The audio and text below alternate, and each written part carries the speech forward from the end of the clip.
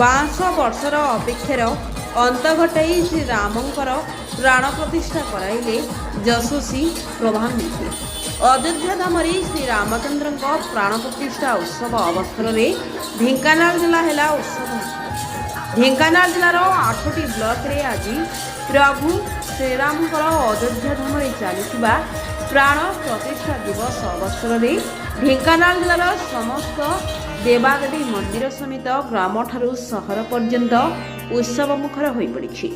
ଏନେଇ କାମାକ୍ଷାନଗର ନିର୍ବାଚନ ମଣ୍ଡଳୀର ବିଜେପିର ବରିଷ୍ଠ ନେତା ଦେବଦତ୍ତ ପଟ୍ଟନାୟକଙ୍କ ନେତୃତ୍ୱରେ ଆଳୁତୁମା ଛକ ନିକଟରୁ ହଜାର ହଜାର ସମର୍ଥକଙ୍କ ସହ ରାମଙ୍କର ବିଶାଳ ଶୋଭାଯାତ୍ରା ବାହାରି ସହର ପରିକ୍ରମା କରିବା ପରେ କାମାକ୍ଷାନଗର ମଧ୍ୟରେ ଥିବା ଅନନ୍ତପୁର ରାମ ମନ୍ଦିରରେ ପହଞ୍ଚିଥିଲେ।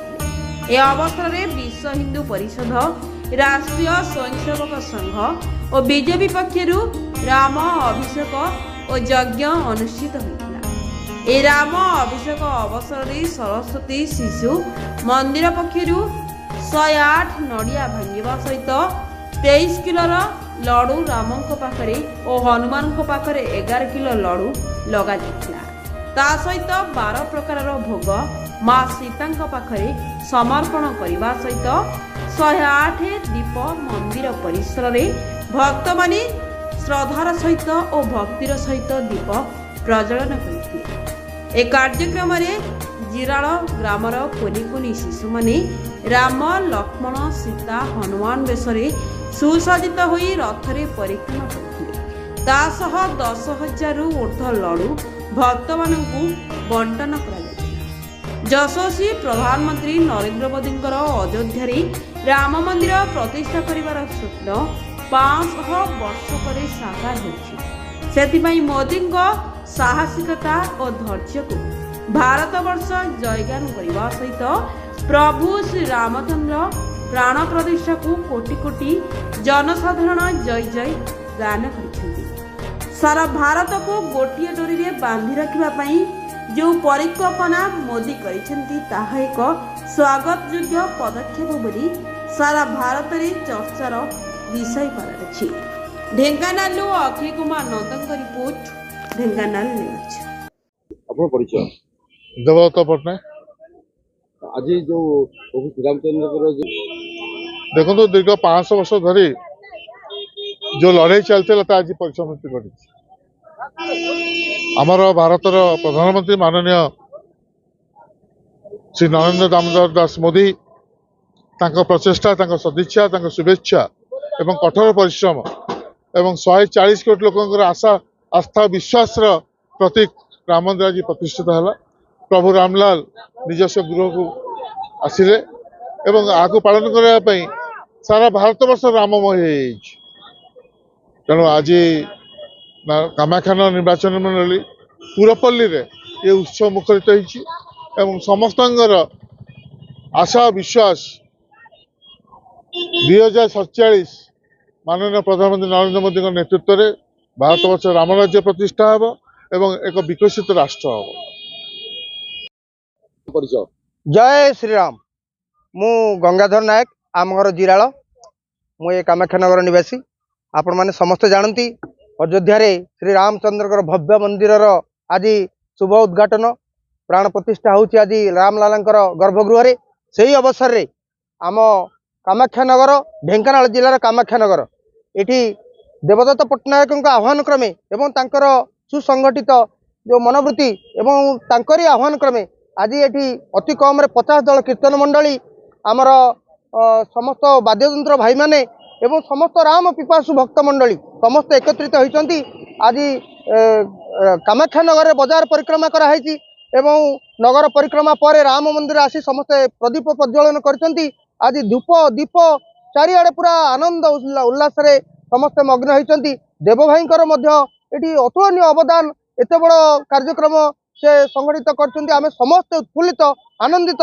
ଏଇଥିପାଇଁ ରାମ, ଲକ୍ଷ୍ମଣ, ହନୁମାନ, ସୀତା ସମସ୍ତେ ଆଜି ବେଶ ହେଇକି ଆମ ଗଣବେଶ ଏଇ ପିଲାମାନେ ସମସ୍ତେ ମଧ୍ୟ ଆଗ୍ରହର ସହିତ ଆଗକୁ ଆସିଛନ୍ତି ଏବଂ ଆମେ ଆଶା କରୁଛୁ ନରେନ୍ଦ୍ର ମୋଦିଙ୍କର ଯେଉଁ ପ୍ରଚେଷ୍ଟା ସତ୍ତ୍ୱେ ଏବଂ RSS, ବିଶ୍ୱ ହିନ୍ଦୁ ପରିଷଦ ଏବଂ ବିଜେପି ଏମାନେ ଯେଉଁଭଳି ମିଳିତ ଭାବରେ 500 ବର୍ଷର भारत वर्षर जो सनातनी मानकर हिंदू मानकर जो धर्म को विच्छिन्न कर दिया तांको रामंकर जन्मभूमि जो बाबर जो मस्जिद तैयार करते ताकू भांगिला परे आमर न्यायालय निष्पत्ति अनुसार एठी जेतेबेले आज रामलालांकर भव्य मंदिर प्रतिष्ठा होची गर्भगृह रे रामलालांकर प्राण प्रतिष्ठा होची सेही उत्सव मुखरित आज सारा भारत वर्ष उत्सव मुखरित आज आम सारा नगर नर नारी भाई भौणी छोट पिला धरी वृद्ध पर्यंत समस्त आज आनंदित एवं उत्फुल्लित।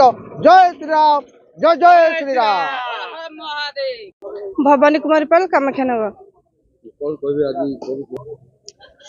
गोटे कथा मोर आज मन पड़ुची थर मोर गुरुदेव मते प्रश्न करथिले जे सूर्य केउ दिगर उदय होंदी मु कहितली पूर्व दिगर से मते कहला ना भूल कथा होची जेउ दिगर सूर्य उदय होंदी सेईटा पूर्व दिग तो आज सेईटा मते भलो लागु जे माने मने पड़ जाउची जे प्रकृतर अयोध्या रे सीताराम नथांती जोठे सीताराम सेईटा होची अयोध्या तेणु आज हुए तो मोर मन होती कामाख्यानगर अयोध्या धाम हो जाइए कारण सबुठे सीताराम सीताराम ध्वनि सबुठे सीताराम प्रतिमूर्ति स्थापित होउछ आमे समस्त आज सीताराम पवित्र प्रांगण रे उपस्थित रहीचु याकू नहीं आमर सरस्वती शिशु विद्या मंदिर तरफ खूब सुंदर आयोजन होता ये तो आपण मैंने देखी पारे 1001 नड़िया प्रभु श्रीराम के नाँ भंगा जाउची एवं गोटे 31 केजी बुंदी लडू श्रीराम के आसी 1001 दीप प्रज्वलित होउची खाली शिशु मंदिर आज एक सुंदर माहौल सृष्टि होती श्रीराम परिवेश शिशु मंदिर कहीं कामाख्यार प्रति अणु अणु रे आज श्रीरामचंद्र से पवित्र भावना से पवित्र नृत्य से पवित्र संकीर्तन मन होची आम कामाख्यानगर हुए तो आज अयोध्या धाम पलटि जाइए। जय सीताराम। मो श्री गौरतनंद प्रधान आचार्य शिशु मंदिर कामाख्यानगर। कौन कहबे आज जो अयोध्या शिशु मंदिर पक्षरु आज विशाल कार्यक्रम कौन कहबे आमर परम सौभाग्य दीर्घ वर्षर व्यवधान पर आज आमर आराध्य आमर पूज्य आम समस्त अति प्रिय प्रभु श्री रामचंद्र प्राण प्रतिष्ठा उत्सव अच्छी से अवसर में आम स्थानीय स्तर में पवित्र राम मंदिर प्रांगण में विभिन्न प्रकार प्रसाद सेवन संचलन व्यवस्था रखी।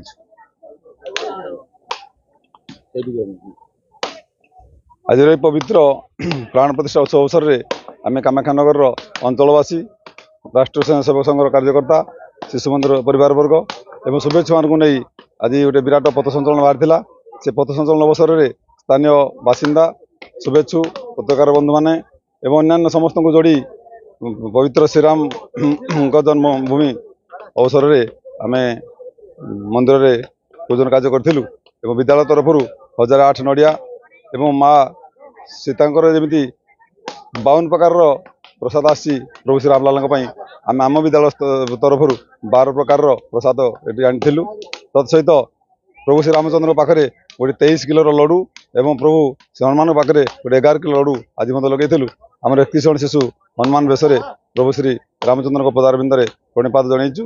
यही उत्सव अवसर में समस्त आम अत्यंत खुशी एवं अंचलवासी सहयोग आमको अधिक प्रेरणा देती जी आम समस्त आराध्य आम समस्त परम पुरुष पाखे प्रणाम जन आज कथा कही विराम दूसरी।